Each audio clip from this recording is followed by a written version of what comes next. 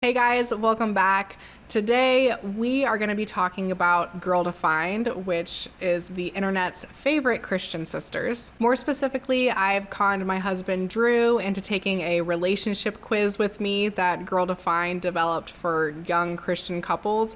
Obviously, Drew and I are not Christians and we've been married for 7 years, so we're not exactly a young couple, so this should be really interesting. I'm sure many of my followers already know about Girl Defined, but just in case you haven't heard of them before, let me give you a brief synopsis of who they are. Girl Defined is a YouTube channel and a ministry run by two Christian sisters, Kristen and Bethany. Their videos and their ministry is mostly focused on relationships and dating and marriage, and they've actually written several books about those topics. Unsurprisingly, they advocate for a very fundamentalist view of dating and marriage. So things like only dating someone that's a fellow Christian, waiting for marriage before you have sex, homosexuality being a sin, no pornography or masturbation, things like that. They're not a huge channel. I think that they only have about 150,000 subscribers, but over the years, they've garnered a lot of notoriety on the internet.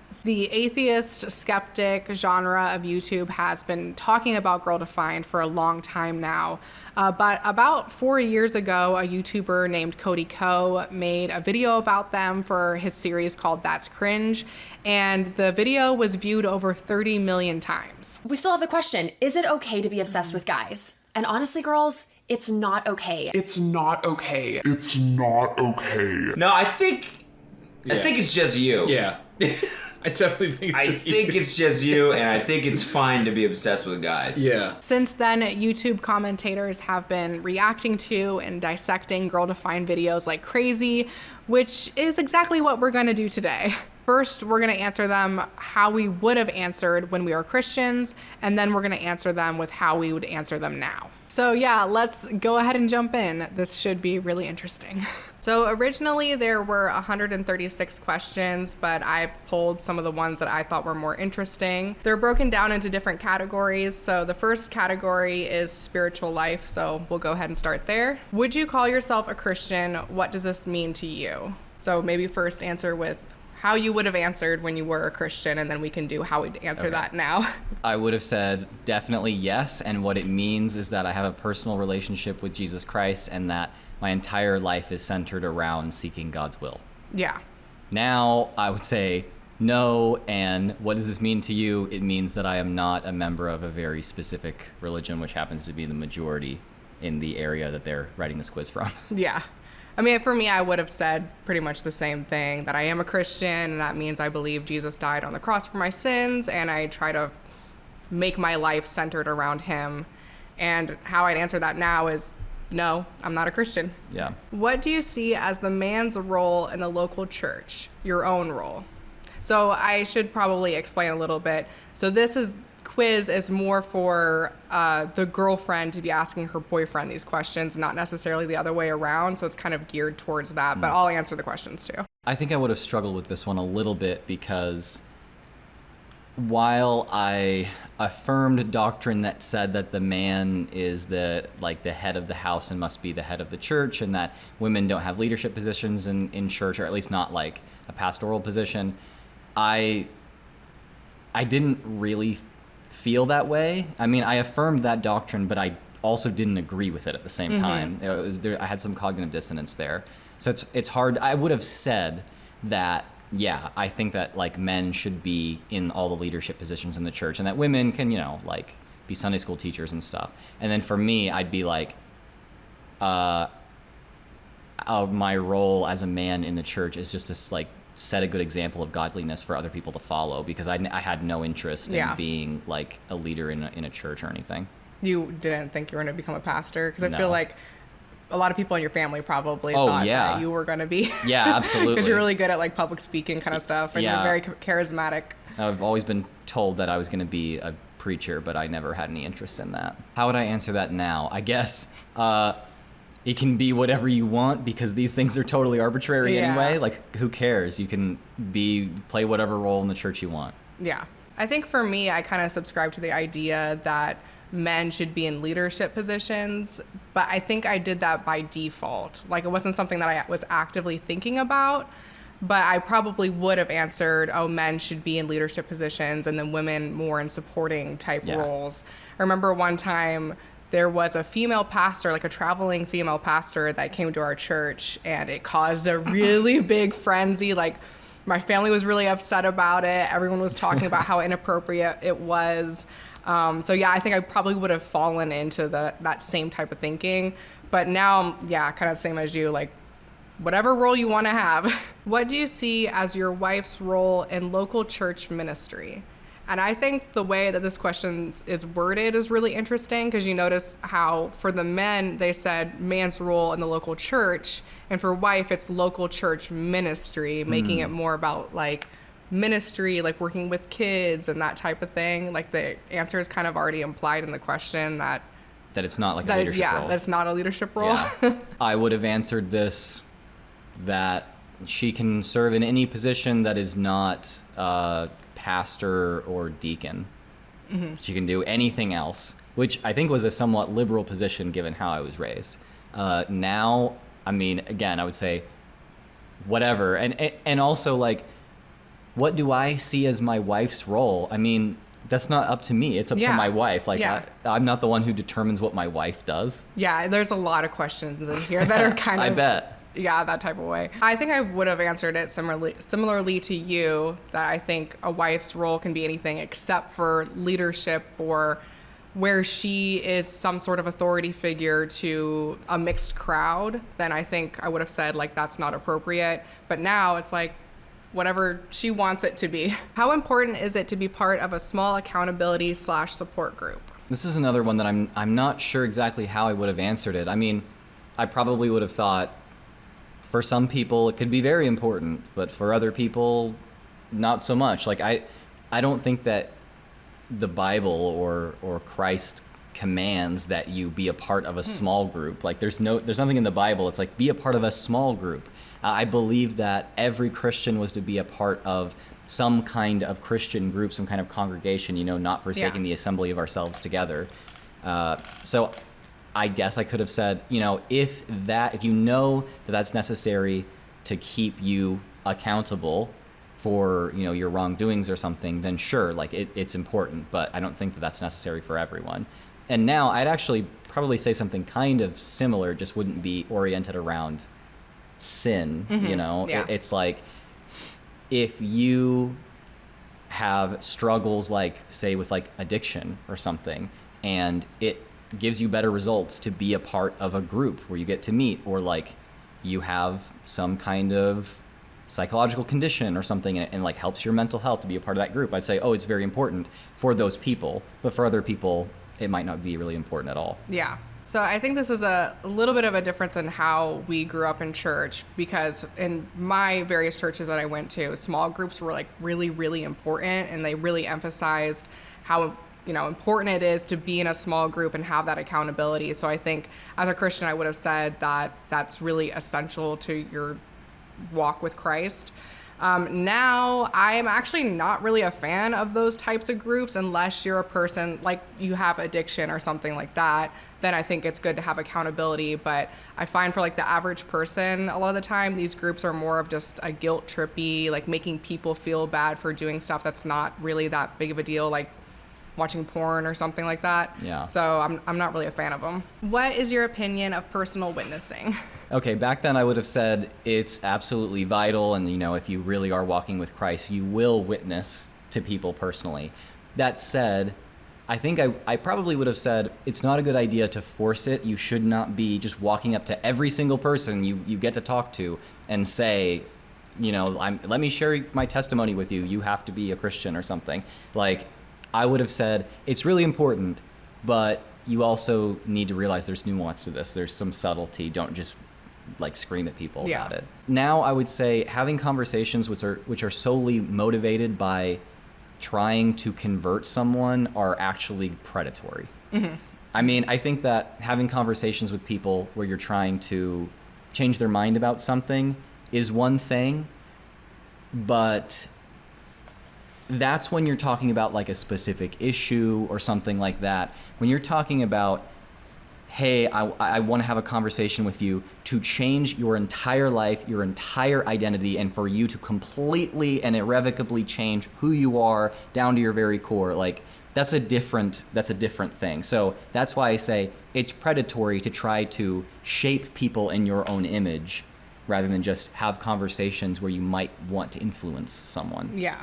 For me, obviously, I think some of my followers know that I grew up as a missionary kid. So personal witnessing was a really, really important thing to my family.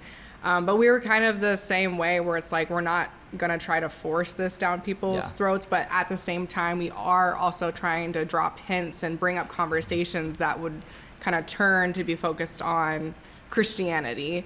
So, yeah. Now I, like you said, I think a lot of our answers are going to be the same, but I think it's unethical to do that type of thing. I mean, you can talk about your own beliefs, but trying to persuade people to come into your religion, I think is unethical. I think we should address the fact that we make videos that are at least partially meant to persuade people to potentially agree with us about things, but when I read the phrase personal witnessing, I'm thinking this is a one-on-one conversation you're having in real life where someone cannot click a button and turn you off. Like, the reason why I make videos talking about this stuff is because I would not approach people to talk about these things in real life, like, because I think that's predatory. If it's in an environment where the person can just make me go away and I never even knew that they were watching in the first place, then that's a different scenario. So trying to influence someone or persuade someone is okay, but it's the means by which you do it is very important. Yeah, and I think the goal with both of our channels is to increase our viewers' empathy for those who might think differently than them, not necessarily trying to convince them to come to our side or something like that. What would you say is your spiritual gifts? So this one was a struggle for me as a kid because from a very young age in my family, we all agreed that my spiritual gift was wisdom. And when, a youth pastor or a pastor is presented that idea about a 14-year-old boy, usually gets very defensive and upset about that. Because you're too young to... Yeah, and I understand why people would be like, oh, how can you know that someone is wise when they're young or something like that?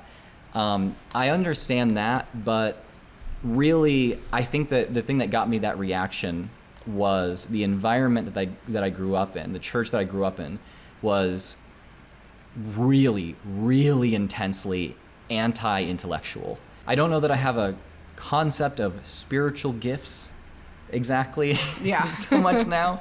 I would love to be able to say that it's still wisdom, but without a concept of what a spiritual gift really is, I don't really know that there's a real answer to that question. Yeah, I mean, I think that it doesn't have to necessarily be a spiritual gift, but I think you do have a gift for education and marketing and communication and that kind of thing. So I will take that. If people want to call that a spiritual gift, I guess they can.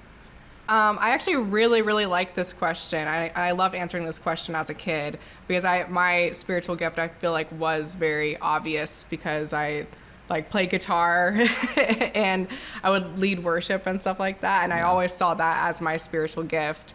And now I still see that as a gift that I have, but I don't think it's necessarily spiritual or transcendent or something like that. But I'm not even that good at guitar or music or anything like that, but I really do enjoy it. So I would say that that's my gift. So we're heading into a new section. This one is personal relationships. How do you relate to authority in your life? If so, what adjectives would your employers use to describe you?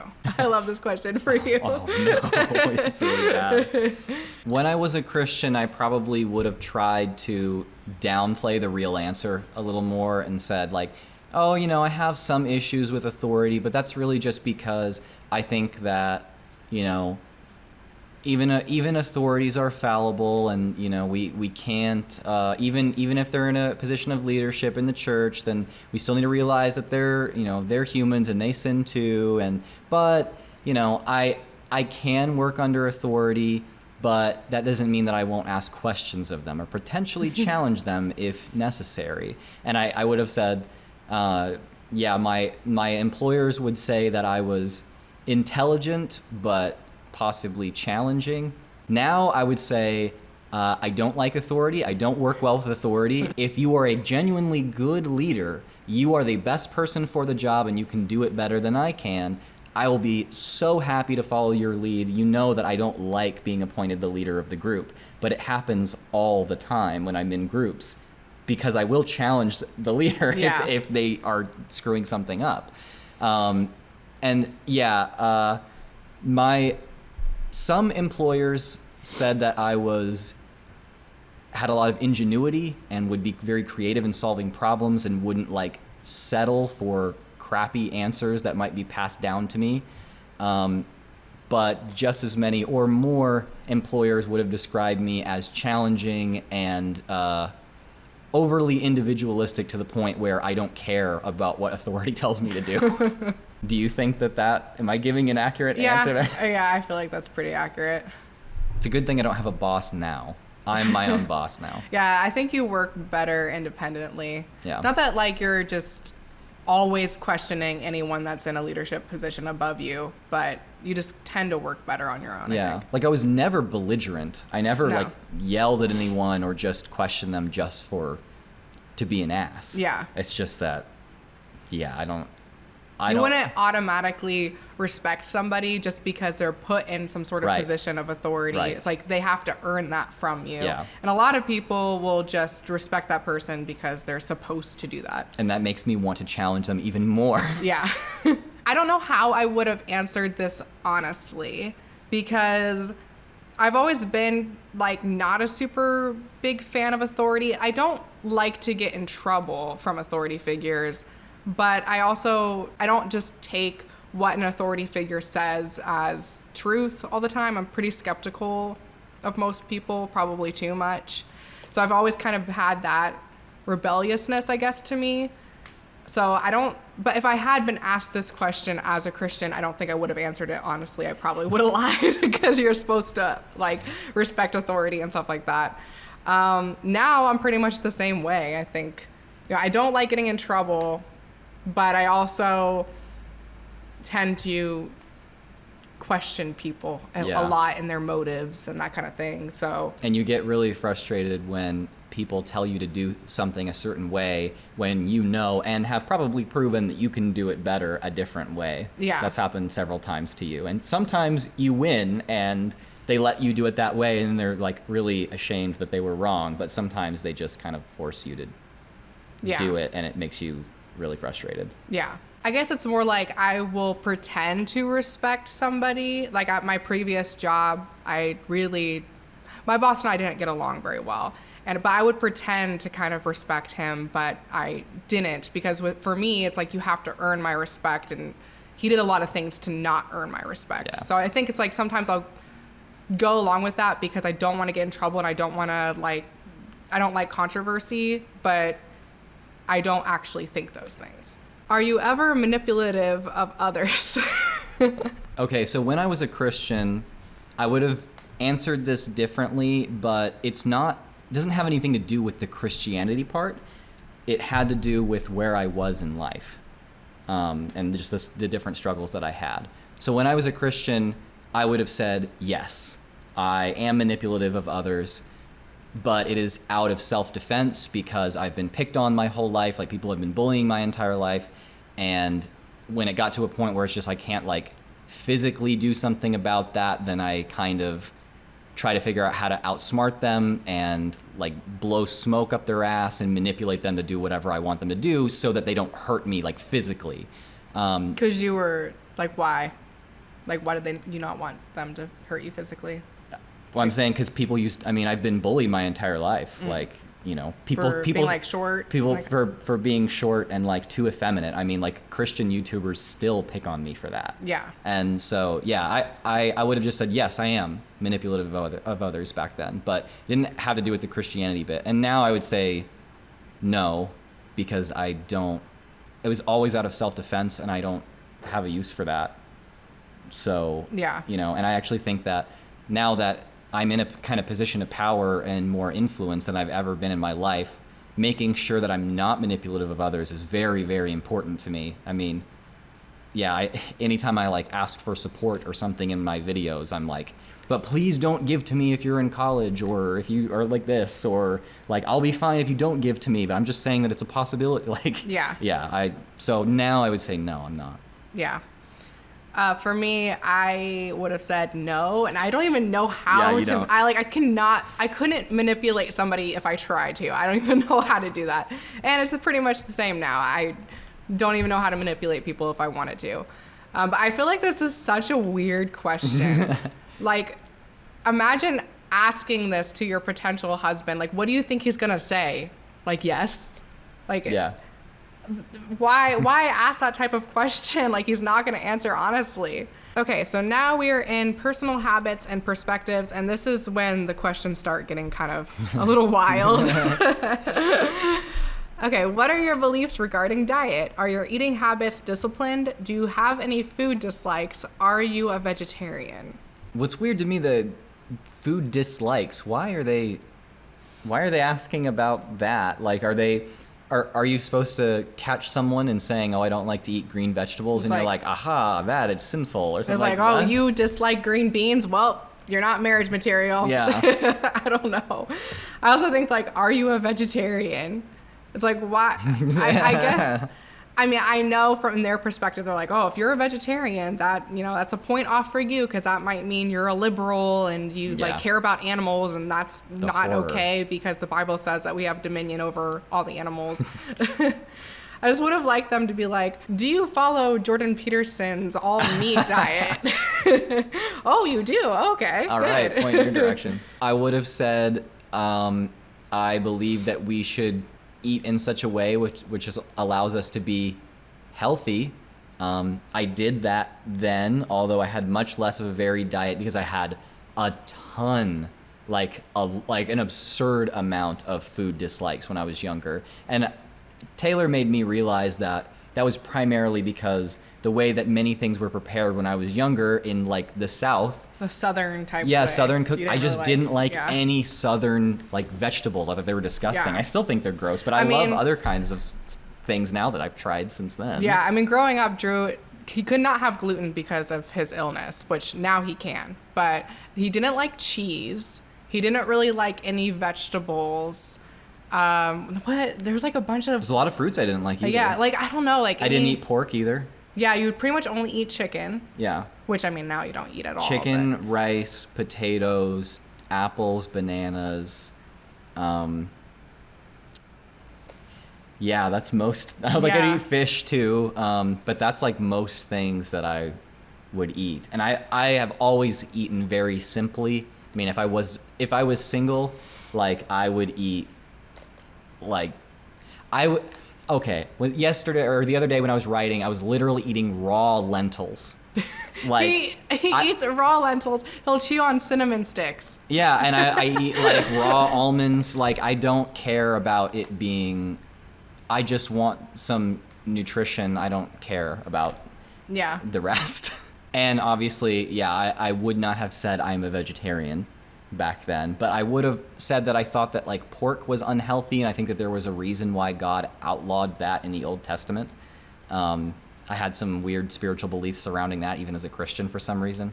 Now I would say I am vegan, and that's for ethical, not health reasons.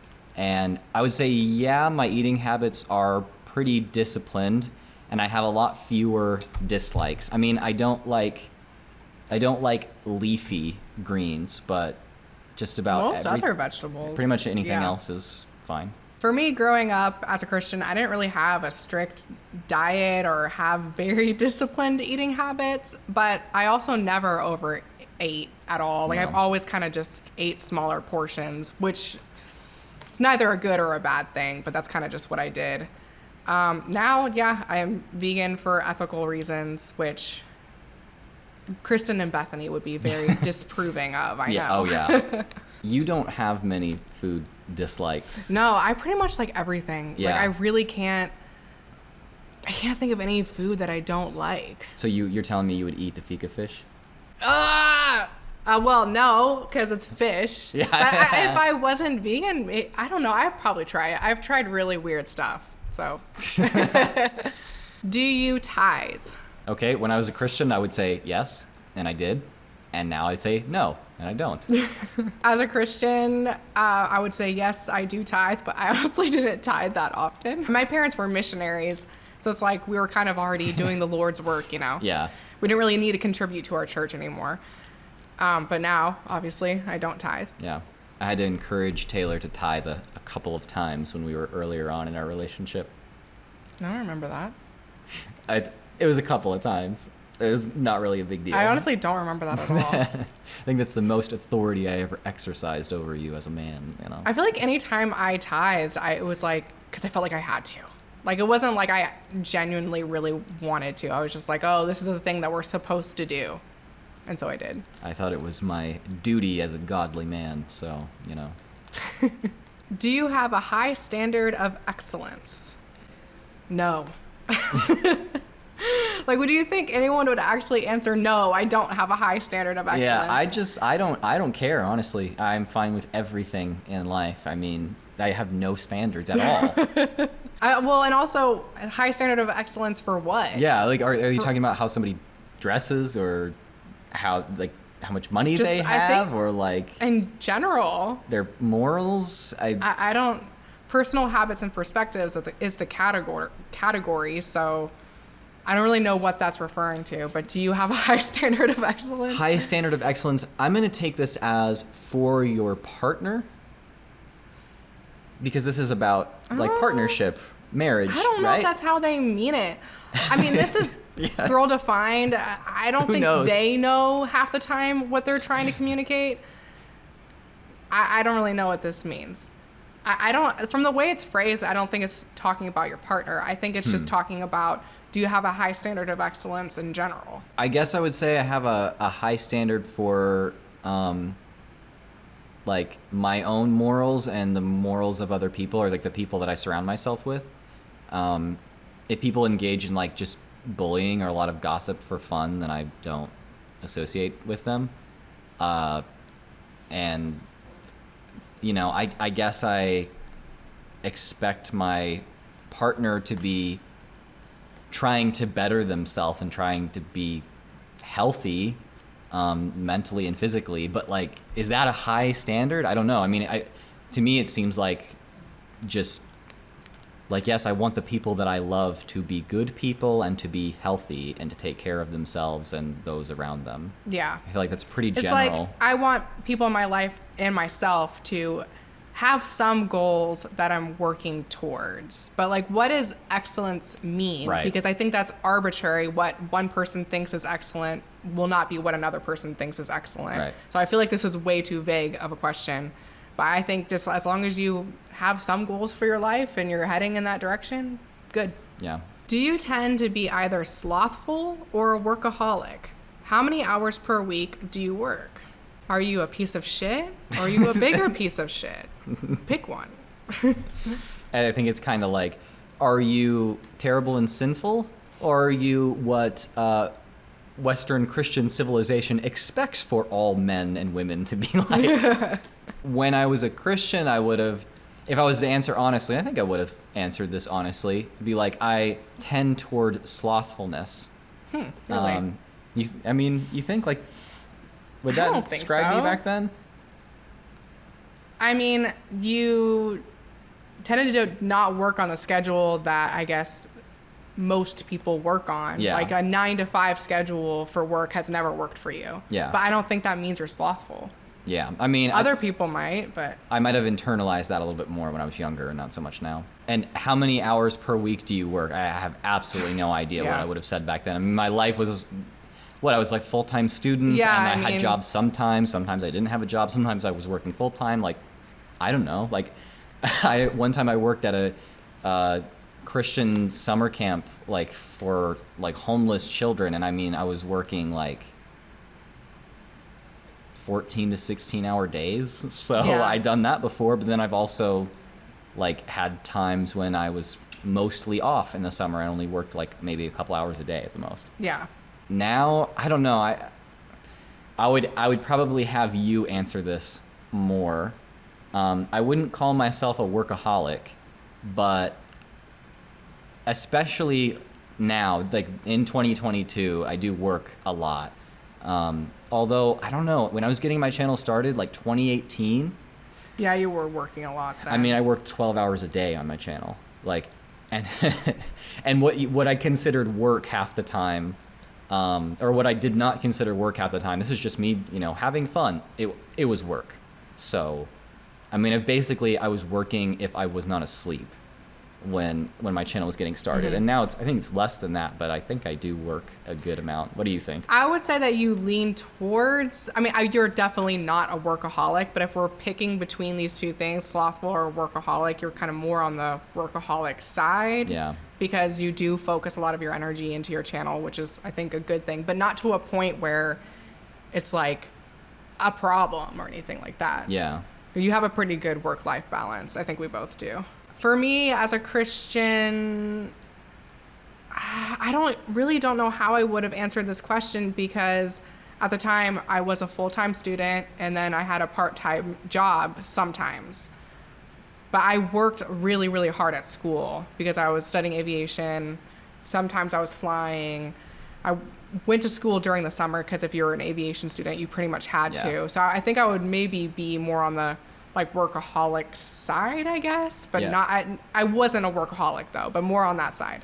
I would have said that you were kind of a workaholic and that you would have labeled yourself as slothful much more than it was deserved. Like, I legitimately think that back then you would have been like, well, sometimes I can be slothful. And it's like, Yeah. you're never like that. I've always been very hard on myself, especially back then. I Yeah. was very hard on myself.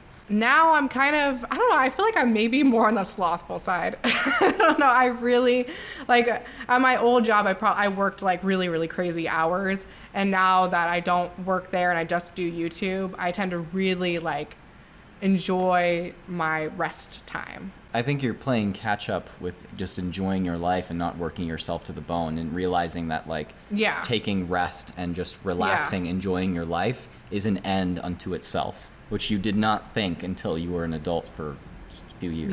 Yeah, I think I definitely value my just time to relax or just enjoy myself, because this is the only life I'm going to live, and I want to enjoy it and spend it doing things that I want to do, not just be working or producing all the time. That said, Taylor does a lot of things, and you would describe me as more on the workaholic side, but I feel like even no matter how much work I'm doing, I always feel like Taylor is like outworking me somehow. Really? You're always doing things. Like, you're always active doing something. I know that, half the time you consider it something that you just enjoy doing, whether it's like some kind of decorating around the house or like even cleaning. You're like, oh no, I just like it. I just do like like that. Cleaning. I'm like, no, that's a lot of work. I think that just comes back to being like kind of an A-type person, and I have to have my surroundings organized in order to feel like I'm organized. So I enjoy doing that kind of stuff. Or even just planning things for us to do. You're really, really good at, and you're always on top of that. And I have a lot more trouble with that. Yeah. So. Outside of the Bible, what would be your 5 favorite nonfiction books? 5 favorite fiction books? I like how they say outside of the Bible. Like, the Bible has to be your favorite book. We're just assuming that. I like how it implies that the Bible is an entirely nonfiction book. Yeah. For me, I picked this question not because I want to actually answer it, but I just thought it was like super interesting that they were like, outside of the Bible. Yeah. Okay. I don't read fiction. I don't care about fiction for the most part. I'm sorry. Like, when I say, oh, I'm a reader, people will be like, oh, what's your favorite, like, I don't know, Lord of the Rings book? And I'm like, I don't read stories. I read like research. It's like, yeah, I'm really condescending about it. So I would say, I feel like I say that my all-time favorite is The Demon Haunted World, Carl Sagan. And then I might put The Righteous Mind by Jonathan Haidt, which is more recent. And then A very influential nonfiction book on me that I read when I was a Christian is Surely You're Joking, Mr. Feynman. It's like a autobiographical thing by this scientist, Richard Feynman, which worked on the atomic bomb, but also did all kinds of other crazy antics. Helped me realize that I can be a charismatic and fun-loving, interesting person, but also be a complete nerd who likes to learn, and that's like their main passion in life, because that's how he was. I don't know if I have 5 favorite books, but just some that I've read recently that I really liked. The Handmaid's Tale, that was really, really good. The other one I was going to say is Ponzi-nomics by Robert Fitzpatrick. I used to do, and I still probably will in the future, anti-MLM content. And reading this book was super helpful because he goes into how MLM, multi-level marketing, became a thing and how it became normalized as being a legitimate business opportunity. So this is definitely a good book to read if you're interested in that kind of stuff. What are your habits regarding sleeping? Are you lethargic? Are your sleep habits irregular? Now be honest. Yes, all of the above. This is like a good day to ask you this specific question because you didn't sleep well last night. I had like horrible experience sleeping last night. When I was a Christian, I would have said like, oh yes, like maybe I am a bit lethargic. But that's because people were always telling me that I was, because they thought that there was something inherently virtuous at waking up at a specific time of the day, even if you, I don't know, have nothing to go do. Yeah, regardless of what you're going to do. I am. In college they called me a vampire because I didn't even go out in the daytime, and I do most of my work, and I feel the best. I eat the most. I am the most focused all at night. During the summer, when it was especially unpleasant, I woke up at noon pretty much every day. Yeah.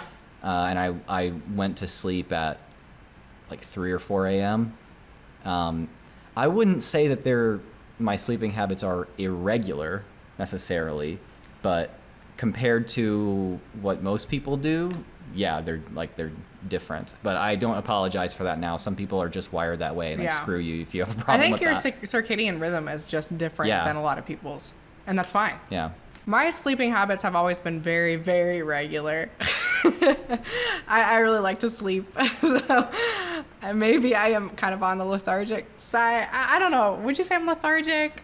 I just really like to sleep. I enjoy my time sleeping. So you're a morning person. Yeah. And typically people don't associate that with being lethargic. I wouldn't say that you're lethargic, but whereas I require like 7 hours of sleep a night, you require something like 9 or 10. Like if you've done anything that's like strenuous that day, you're going to need at least 10 hours of sleep. Yeah. And it's not like you demand that, you actually need it. Yeah, like I'm not being lazy. It's just in order to function correctly, I need more time. I need more sleep. Yeah. But I also really do just enjoy being cozy, comfy in bed. I'm in hell laying in bed. I love being in laying bed. there like vibrating like with anxiety. The fact that I'm about to go to sleep, I hate it. I like how we're not really answering these how like we would when you're a Christian versus now. I mean, I think these are kind of the same. We've always been like this. Would you consider yourself neat or messy? It's kind of hard because I am very, very internally organized, but I am not externally organized, if that makes sense. Like I'm cataloging my thoughts so much that I forget about my surroundings. I just like literally forget that things are even in front of me at all. It's kind of, I guess, an ADHD type thing. So I guess maybe I'm more on the messy side, but at the same time, when I was in college, the RD saw that I kept my room much neater than most other guys in the dorm, and so my room was like a model room to show off. So, I don't know. I'm very, very neat. I have to have things very organized in order to feel okay. Yeah. So I'm definitely more on the neat side, and I've always been that way. I don't think I've ever really been that messy. I always admired that about you. Like when we first got together, that was something that I really liked, because it was like, not that there's something inherently virtuous about being a neat or orderly person, but just I can struggle with that. And so the fact that it came to you naturally, but you also didn't like hold others to like these really unreasonable standards and you weren't mean about it. Like I really, really admire that about you. I think the one thing that I am messy with is my computer desktop. I don't keep that super organized at all. Yeah, I think that counts under internal organization for you, not external organization. I don't have very good internal organization. Like Drew categorizes his thoughts and like puts everything in these neat little boxes. And for me, I'm not like that at all. Do you have personal habits that might annoy others? Well, some people are okay with it, but I have gotten some reactions when I've yelled, "Pee in my butthole, bitch!" I can see how that would get some negative reaction. I don't know if you want to keep that in. I just wanted to say that. We're big H3 fans. Yeah. I have a lot of neuroses around messaging in text form, like not texting, but like text, email, messenger. I like absolutely hate doing that. It's the part of the job that I do now that is the hardest for me. So taking forever to reply or not replying or just completely forgetting about it or something like that, that's probably the thing that annoys people the most. I have more anxiety about sending messages than literally anything else in my entire life. So, yeah. My personal habits?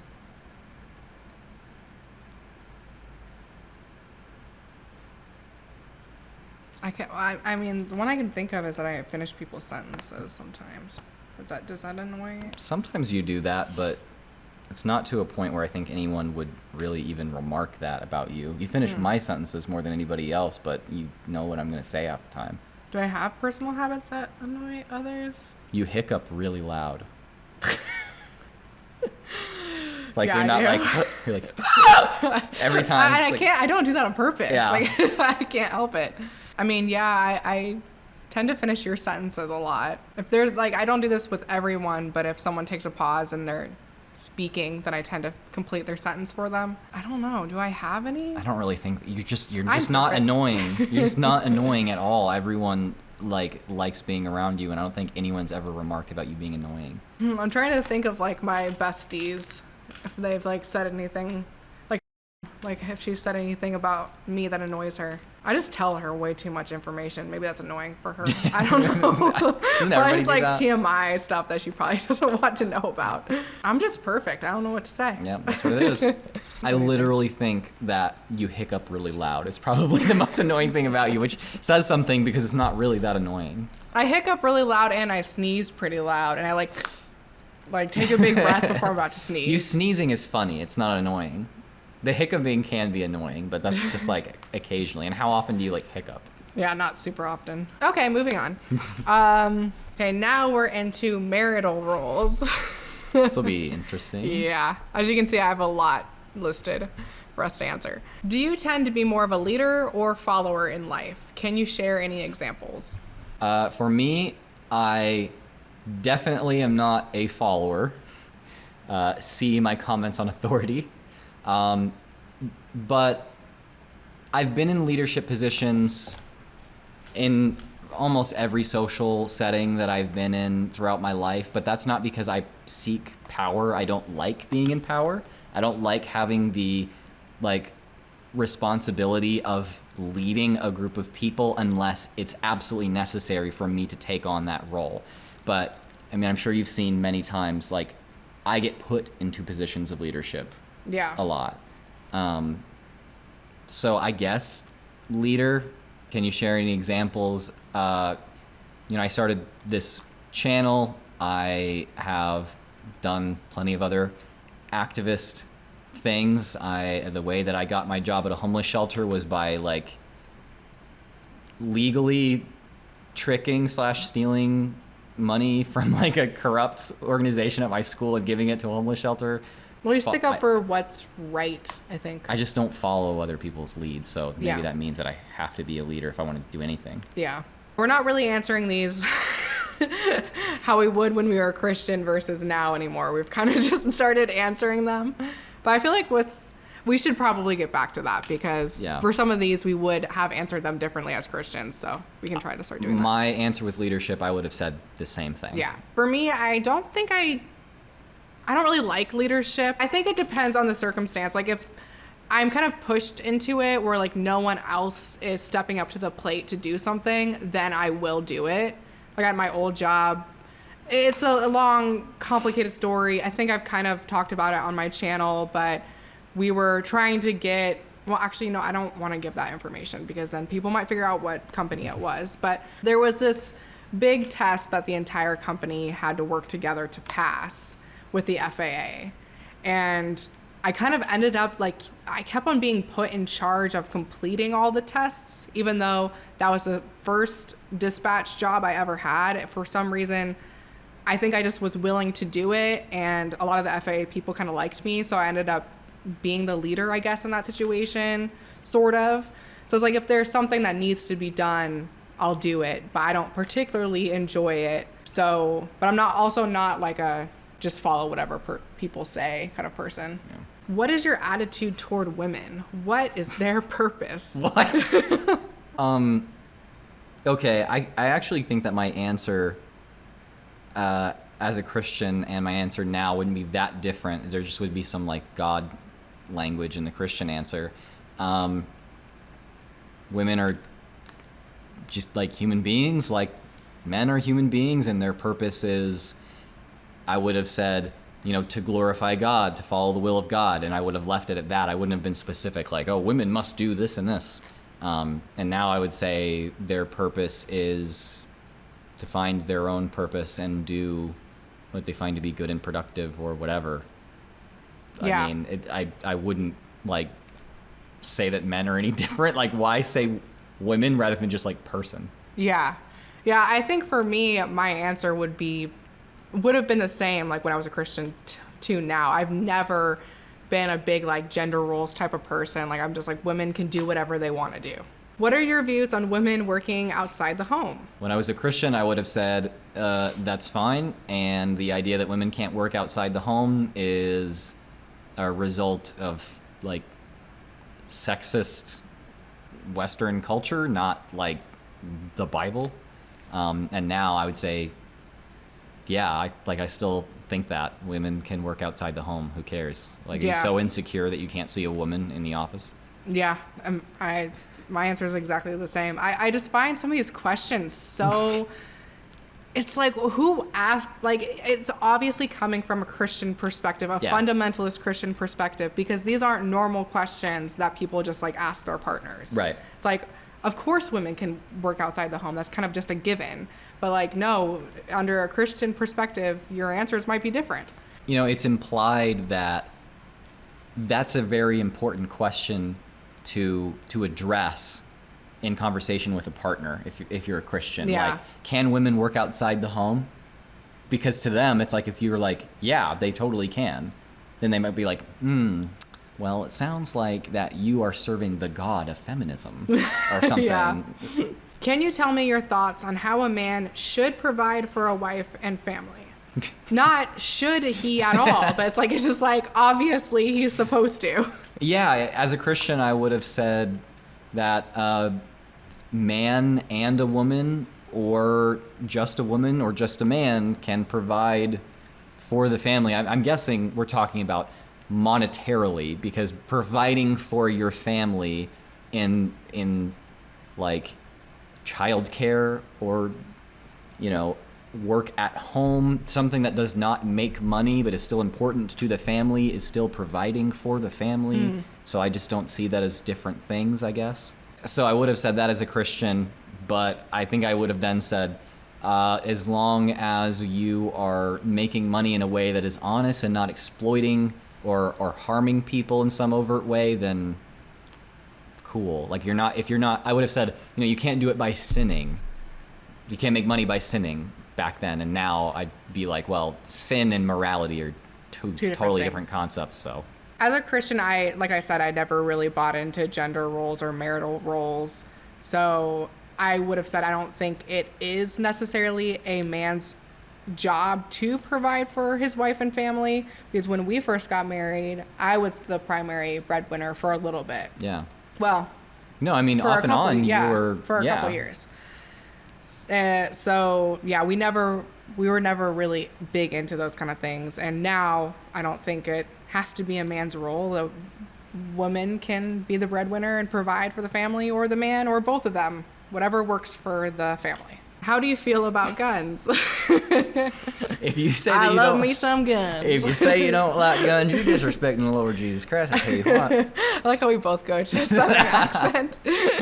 Okay, when I was a Christian, it didn't have to do with Christianity. It's just like I was raised in a more rural area. I owned many guns. I had them in my closet growing up. I shot things. I knew how to take them apart, put them back together, make them full safe, like all this stuff, like all these things that, you know, like limp-wristed liberals like me apparently don't know how to do. I would have said that I like doing like target practice and things like that. I had a lot of fun doing airsoft when I was a kid, and but now I just don't. I have no interest. Yeah. Like I've done all that stuff, and if I got the opportunity to go shoot a BB gun around at like trees and stuff, like when I was a kid on the property I grew up on, I would love to do that. But short of that, I think I probably have a more interest in going to like a gun range than you do, which I Right. don't have a big interest in doing, but probably a little bit more than you. yeah. As a Christian, I don't think I really thought about guns that much. I shot a couple guns when I was younger, but it wasn't something I really thought about that much. Now I'm like, we need a lot more gun control, a lot more restrictions on that kind of thing, but I'm not completely anti-gun. So that's kind of where I fall on that. Are you honest? Do you ever slant the truth for your own benefit? No, I always always tell the lie. truth. I never lie. Next. I was like, again, What are you supposed to How are say? you supposed to answer this? Who's going to say, no, I lie. Like, I'm a huge liar. Yep. No, I'm a pathological liar. And they're like, really? No. I guess when I was a Christian, I would have said that I lie sometimes, and everybody does, but like I try to be honest, and that's what I would say now too. Although I would say that I think that I was a little bit more ashamed of the idea that I had that sometimes it's actually not a sin. It is ethical to lie in some instances. And now I would just say like, yeah, there are times when it's okay to lie, and there's times when it's not okay to lie. I do not have the ability at all to lie. I wish I did. Well, no, I don't really mean that, but I like sometimes it would be nice to be able to tell a lie, but I cannot. I can't. It's like, so Taylor, did you like the movie? Yeah. It's like my face just says it all. Like people can just know that I'm not telling the truth. And it's always been like that for me. I would not ever be able to play a game like poker where you have to, what do they call that? I can't think of it right now. We get the like bluff. Yeah, I cannot bluff. Yeah. I can't. What does leave and cleave mean to you? Okay, so this is a reference to, I want to say, the pastoral epistles. So 1st, 2nd Timothy, Titus, one of those, I think. And it was like a man should leave his parents' household and cleave unto his wife, and they will like become one flesh and like start a family unit. Yeah, I mean, like, what does it mean to me? That's what it means.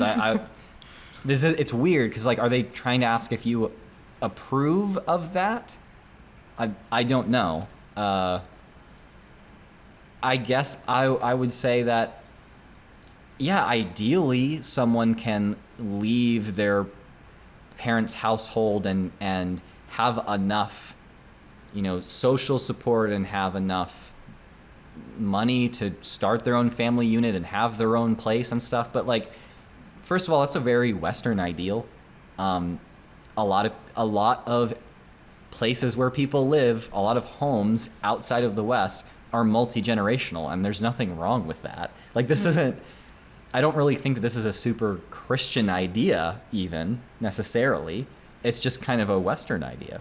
Yeah. Is that like you Being don't completely separate from your parents. Yeah. I mean, not even Western. I would say like specifically European idea, because a lot of us in like the West have multi-generational homes. You know, like in Latin culture, you have a multi-generational home like a lot of the time. And I mean, I think it also probably comes a lot from 50s culture, like the idea of the nuclear family and having your own family unit. Yeah. And not really taking or living with your parents until they become elderly and they require your assistance. So I think it probably comes more from that. Yeah, I mean, I think it means leaving your parents and starting your own family with your spouse.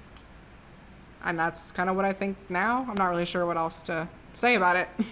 Okay, moral standards. Describe your views of dress for women. when I was a Christian, I suppose I would have said that women should dress modestly. I don't know how much I would have tried to define that exactly.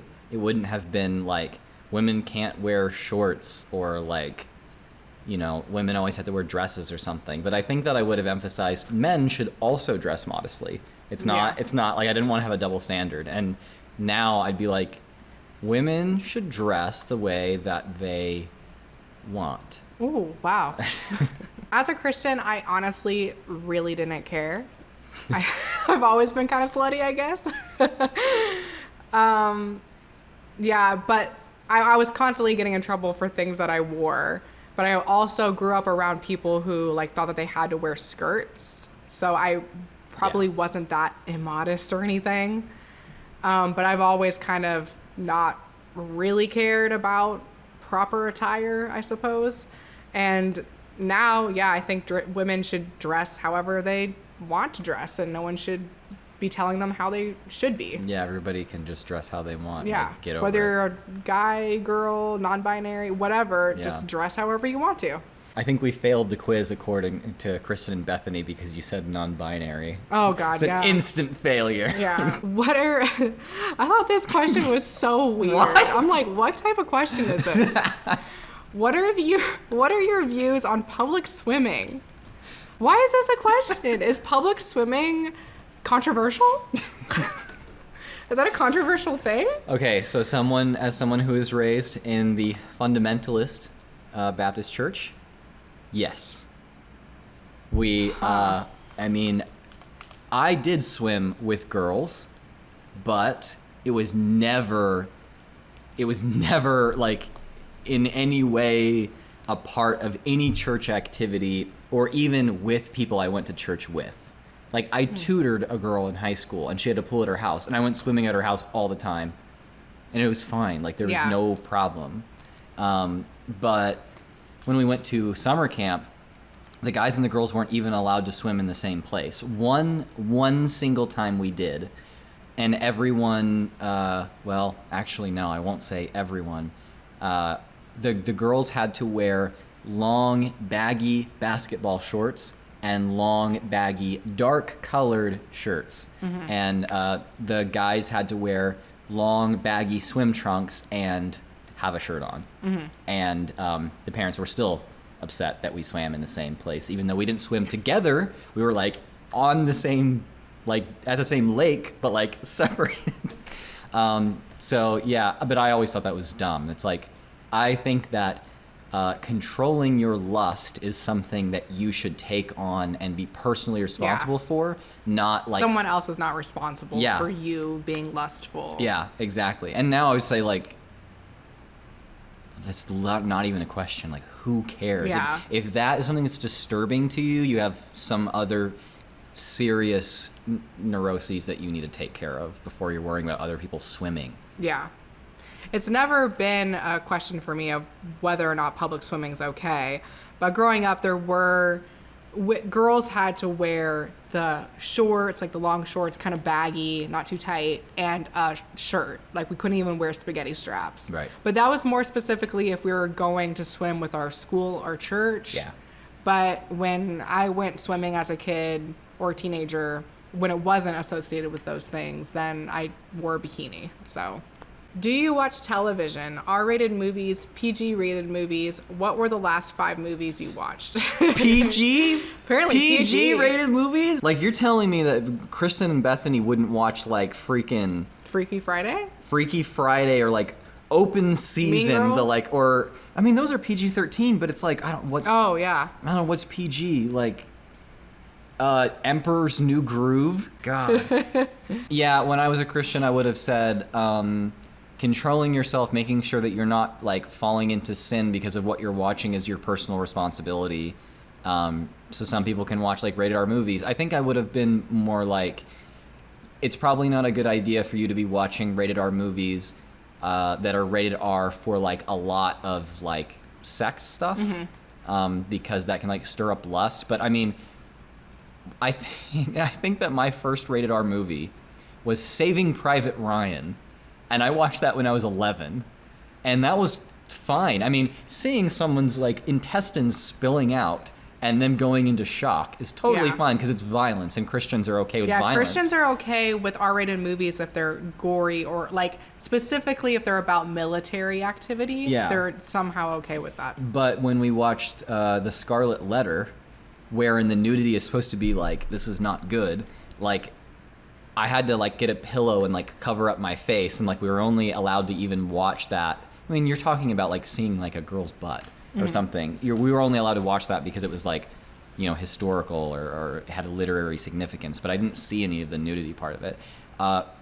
When I was a Christian, I would have been like, if you think that PG-rated movies are a problem, then I think that you are trying to control your environment so much that it's unrealistic. I mean, if you can only not sin in an environment that is G-rated, like what happens when you just like get a job and like are hanging out with people who are Christian but don't live a G-rated existence and say crap around you? I mean, are you going to like spontaneously combust or like become an addict or something? If that's the case, like you have other problems, you have bigger problems. Well, I think that's kind of the problem with a lot of people that grow up in these very controlled environments is that when they get into the real world, they don't know how to react to it. So they either go to the way crazy extreme, or they're just not sure how to process it or what to do with their lives and have an existential crisis. So it's like that kind of stuff does not help. You need to be, as a kid, you need to be exposed to some things that are, you know, not just G-rated so that you're prepared to take on the real world. Growing up as a Christian, I watched R-rated movies pretty much all the time, but it was kind of the same as I kind of thought about it the same as you did, that like it's your personal responsibility to make sure that those movies aren't affecting you and your walk with Christ. Especially if had anything to do with nudity or sex, that was kind of a little bit more like, oh, maybe I should think about it. Now, I mean, I watch everything. My last 5 movies that I watched. Oh, God. I'm a really, really big horror movie fan. So the last ones I watched were, I haven't finished it, but I started the Blair Witch Project, Hellraiser, Hellraiser 2. Hellraiser 3. Halloween, the original 1975 one or whatever year that was made. We're big horror movie people. And before that, we were watching all the Predator movies and all the Alien movies. So, yes, we watch R-rated movies these days, I would say. What kind of music do you prefer? What kind of music would you find offensive? This was something that got me in trouble when I was a Christian. Not because I thought it was a problem, but because the fundamentalist church I was raised in thought it was a problem. I mean, I was raised on oldies, so I liked things like Billy Joel, you know, when I was a kid, and like Aretha Franklin I really liked when I was a kid. As a teenager, I got into a lot of indie stuff. I mean, like when Vampire Weekend's first album came out, like that was the time that I really blossomed in like actually having music taste for the first time. But punk rock was my big thing. So like classic punk rock. So we're talking about the Ramones, the Sex Pistols. Don't tell anyone I listen to that. And then like hardcore. So like Black Flag, kind of like pop punk hardcore, like the Descendants. That's what I was really into, and I played a lot of that stuff on like I learned a bunch of instruments so that I could play all of those songs that I liked from those bands. I guess what I would find offensive back then, I suppose something that is really overtly sexual or very demeaning of people, like bigoted against people. Yeah. And now I would say that, yeah, things that are really bigoted against people. I mostly listen to either 1970s Nigerian jazz or like just modern hip hop and rap. And I don't actually like some classic hip hop and rap because it's like extremely overtly sexist. But yeah, I would say that the things I find like offensive now with music would just be things that are really belittling or demeaning of people on purpose. They're supposed to marginalize people on purpose. But the people surrounding you growing up, they had a problem with your music taste for sure. Oh yeah, I wasn't like kids were not allowed to hang out with me. They weren't allowed to go in your car because you would play secular music. Yeah, I would play Blitzkrieg Bop by the Ramones. Whoa, oh God.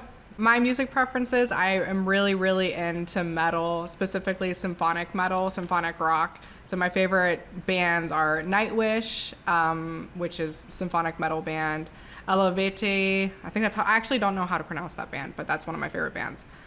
Ghost, I like recently, within the last like month or so, have been getting really, really into them, and they've become like one of my favorite bands ever. And like Drew can tell you, I do not stop talking about them. And I've always been into that type of music, even growing up. And music I found offensive, I would say, like, really wasn't offended by a lot of music. If it had anything to do with bigotry, for sure that's offensive, and I would think that that's offensive now, but I didn't find a lot of stuff offensive. I'm sure people in my missionary community found my music problematic, but what can you do? Do you currently use any type of drugs? Have you in your past? If so, explain the intent and circumstances. Or explain the extent and circumstances. Yeah, I enjoy weed, but I would not say I'm a heavy user or anything. It's like I don't really have much of a tolerance. I only tried weed like a couple years ago. I don't enjoy alcohol. I've like barely ever even been drunk in my whole life. And so yeah, as a Christian, I would have said like, no, I've never seen like weed or alcohol even for an extended period of time. I don't know what alcohol tastes or smells like. I didn't even have my first drink until I was 22 and been an atheist for like a year. So yeah, it's I'm more lenient on it now, but still I'm not really that big into it either. Mm-hmm. Yeah, I've tried weed. I'm not really like, I don't really enjoy the effects of weed, so I wouldn't say that I'm like a regular smoker or anything like that. I'm really not interested at all in mind-altering substances. I don't seem to do very well. Like, at least with weed, I don't seem to do very well. So I'm kind of like, I don't think I would ever try anything else. And I don't really think it's very responsible for me to do that.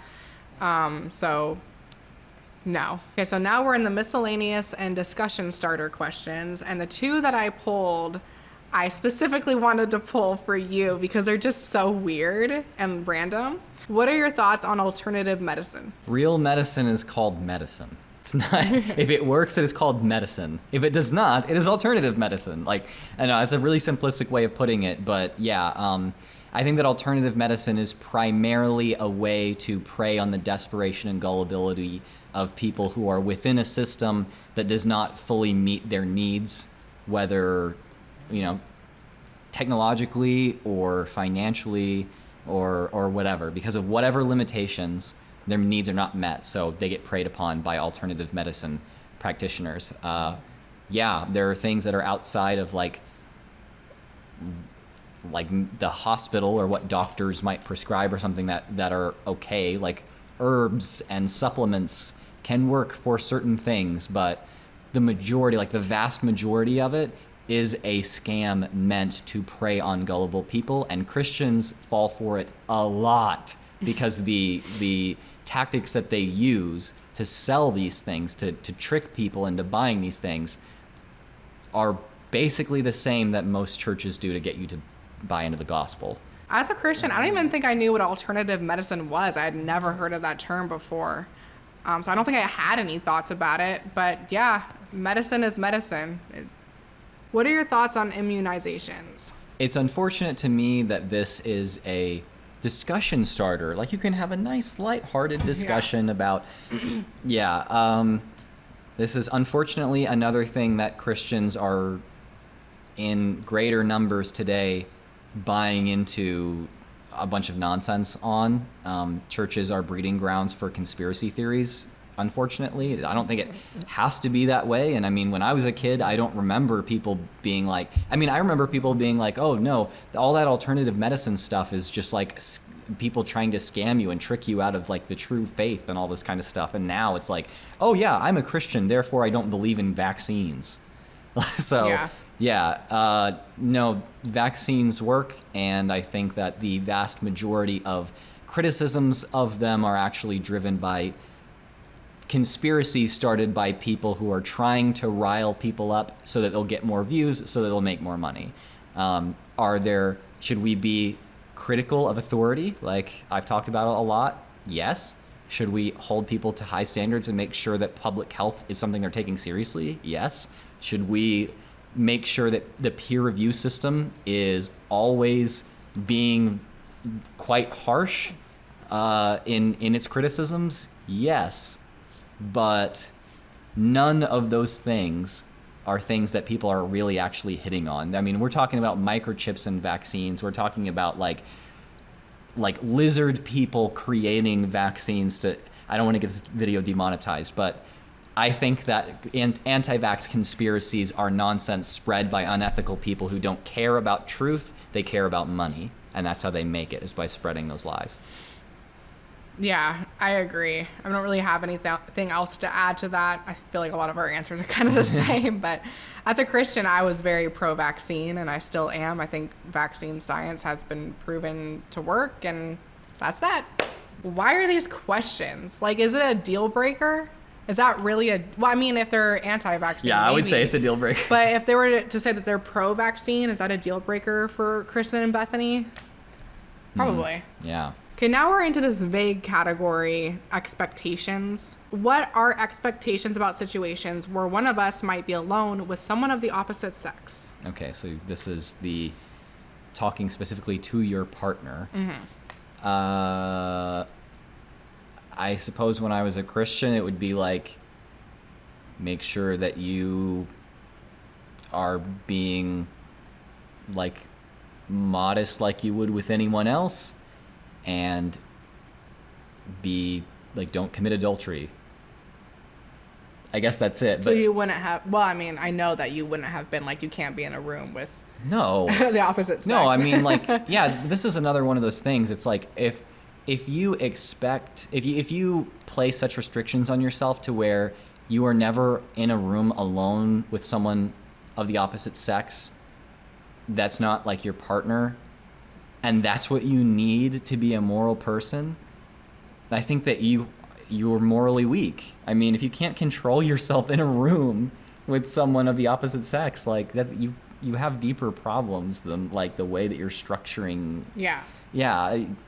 So unless it's like in a polyamorous type situation where it's agreed upon by all partners. Well, I was gonna say, I mean, now I would say that it just has more to do with consent being involved, and I don't define adultery the same way that I would have defined it then. I mean, it would have to do with like, are you consenting? Is the other person consenting? And is your partner, like me, consenting to what you're doing? Yeah. If the answer is yes to all of those things, then fine.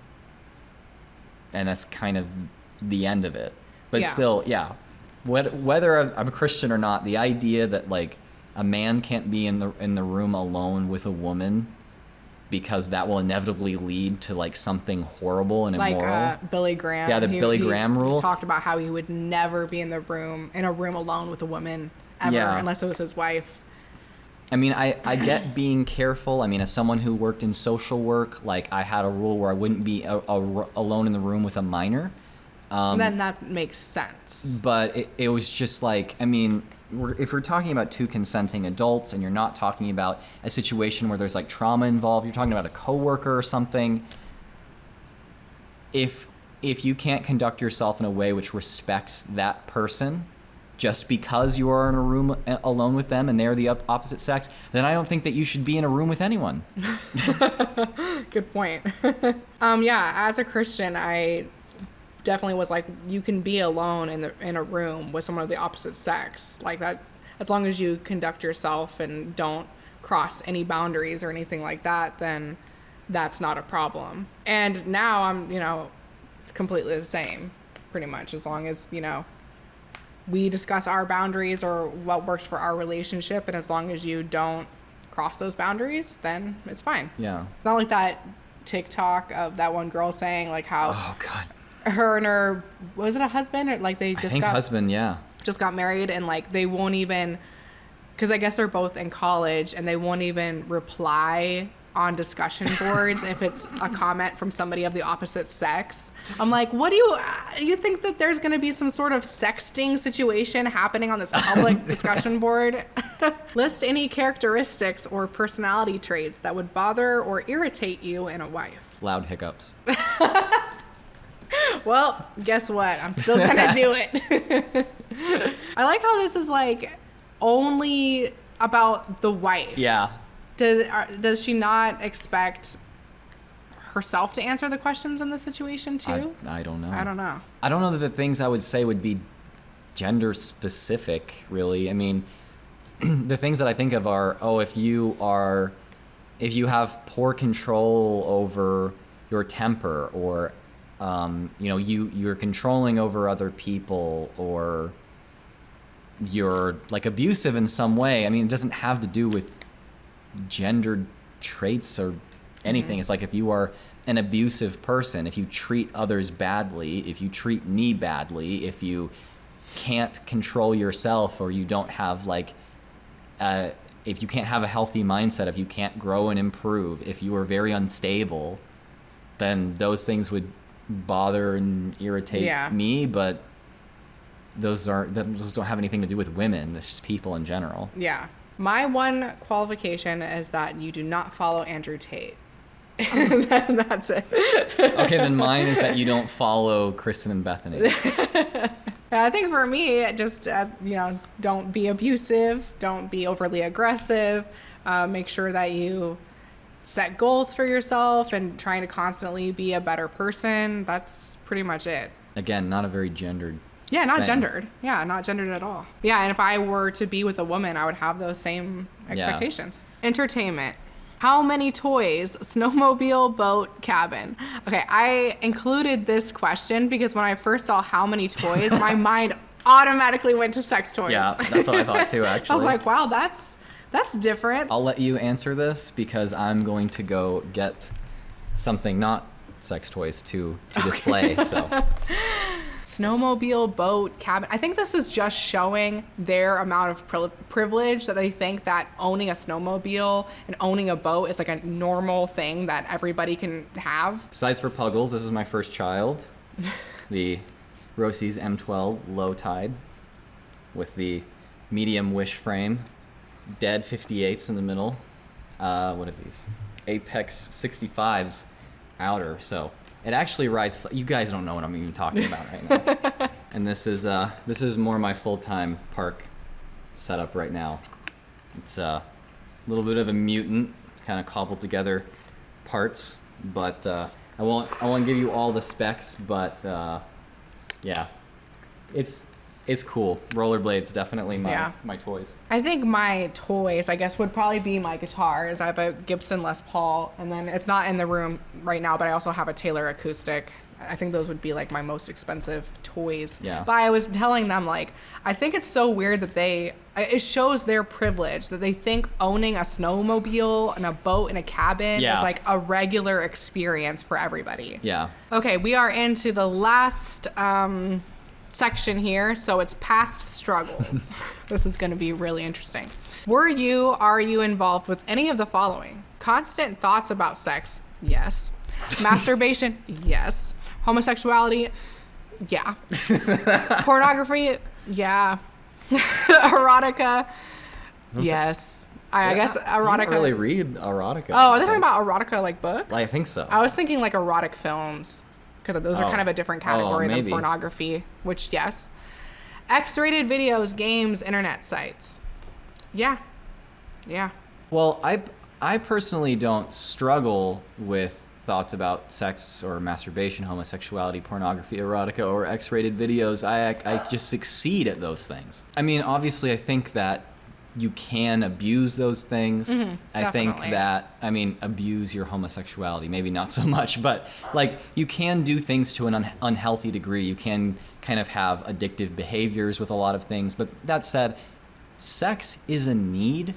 You wouldn't say like, do you have constant thoughts about food? It's like, yeah, of course you do. Like, you're a human being, you have to eat food. You're a human being. Almost everyone is going to have a sex drive, and that's normal. So like constant thoughts about sex, yeah, like almost everyone's gonna have that. But it just depends on what you do with that. I mean, you can deal with that in a healthy way or an unhealthy way. And pretending that you even have the capability to just not think about sex if you are not like asexual just inherently is setting yourself up for massive failure. Why do you think so many youth pastors get involved with like horrible scandals? Why do you think that people who, devote their lives to celibacy end up doing terrible things to children? It's because when you Repress that. when you repress that, you set yourself up for failure. It's not a healthy way to deal with just healthy human needs. Like, you have to admit that it is a thing in your life, realize it's okay to have those thoughts, and then just take it from there. Use these things responsibly. Like, honestly, I think that when it comes to like porn, it is much easier for me to just not care about it, not think about it. And I probably watch a lot less now that I'm not a Christian because I don't have this unhealthy fixation on it at all. It's just like, it's a thing. I don't really think about porn very often. Yeah, it's almost like it's more enticing when you know it's something you're not supposed to do. Right, yeah. When I was a Christian, I had guilt over just like sexual thoughts and actions, even though I didn't do anything that was outside of the norm at all, nothing unhealthy. And I didn't really seek help with that. But I think that that's because by the time I had my own agency to where I could have like gone and asked for help or something. I had been in my psychology degree long enough to be like, things that are disorders are things that are actually causing problems in your life. This is causing no problem in my life at all. This is like, there's nothing wrong. But you didn't know if it was causing you spiritual harm. But yeah. So I didn't really seek counsel for that. I mean, I didn't really think that counsel, like actual counseling, could make you just stop thinking about sex, because people do. Like, you can't go to counseling that makes you not be hungry anymore. You can go to counseling that helps you have like a healthier approach to it, but outside of going to church and just being like, okay, I need to make sure that like I'm, in a spirit of prayer and all of that stuff, like there's not anything more I can really do. Yeah, I think my answer is kind of very similar. As a Christian, I wasn't involved with all of these things. Like, I didn't watch porn or erotica or go to X-rated sites. But I did definitely feel guilty about the things that I did do. And I didn't really seek counsel for that. And I think a lot of Christians, especially at that young age, don't seek counsel for that. I think it's just something that they try to hide because they're so ashamed of it. And especially in the culture that I grew up in, where it was kind of thought that girls didn't struggle, but didn't experience those type of things, but it was like okay and normal for boys to. And so I grew up thinking that there was something very wrong with me because I thought about sex. Like, I didn't think that was something that girls had to do with, or girls had to deal with. I mean, that wasn't something taught by my parents, but more just by the community that was surrounding me. And their remedy for that was, don't do it. You should feel really bad about that. Don't do it. It's like, why would you seek counsel if they're just going to say, no, don't do it. That's bad. Read the Bible instead. It's like, that's not going to work. Yeah. And now if I had some sort of problem, porn addiction or something like that, then I would seek outside counsel. But I kind of doubt that would ever happen to me. But if it did, I know that there's resources that I can use if that were to come up. Okay, so our closing thoughts on all of this. Obviously, we did not get to all of the questions, but we did answer quite a few of them. This was probably going to be a really long video. But my final thoughts are, I don't really know what purpose this questionnaire serves, because a lot of the questions are asked in such a way that the answers are kind of implied. So I don't think that you're going to get to know your partner in any sort of way that's going to be helpful from these questions. Some of them are helpful, I think, but a lot of them, I think that they would probably not answer honestly. Like the question, like, are you slothful? Like, people aren't going to say, yes, I'm slothful. You know what I mean? Right. So I don't think that this is the best questionnaire to use. And I also kind of find it a little strange, because I think that these are questions that would naturally arise just in the course of your relationship. And I was kind of wondering, like, why did they develop this? And then I realized it's because in Girl Defines culture, they're dating for a pretty short period of time where they might need to kind of rush these questions, and it wouldn't be a natural thing that would come up because maybe they're only dating for a year and then they get married, you know? So I think maybe to them, they're like, oh, we need to be actively asking these questions. It's something that's not going to just naturally happen for us. And so we need to make sure that we're addressing these things. It's kind of how I thought of it. Yeah. This is a tool to help people who are dating keep the focus of their relationship entirely on Christ, on Christian principles. That's what it's for. And yeah, it accomplishes that. We might say to the couple's detriment at some point. Sometimes it's neutral, sometimes it could be helpful.